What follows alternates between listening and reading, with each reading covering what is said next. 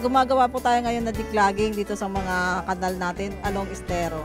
Ito yung sinasabi nilang nasala na magmula dun sa mga bahay-bahay, yung mga drainage nila. Ang IBS ay interceptor box system na in-install ng Maynilad. Ito yung sumasalo ng mga wastewater na nanggagaling sa bahay at sa ulan. Kailangan ang flowing ng tubig walang bumabara. Lahat ng basura doon sa may kanal, lalagyan namin ng screen yun para hindi na pumasok sa IBS. Pinagsasabihan din namin yung mga kapitbahay namin na huwag silang magtatapon ng basura sa kanal kasi sila rin ang mahirapan pag bumaha.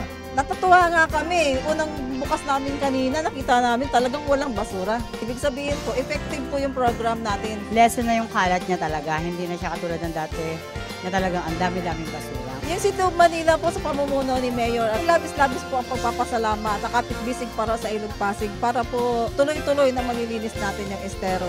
With your help, the river will flow with life again.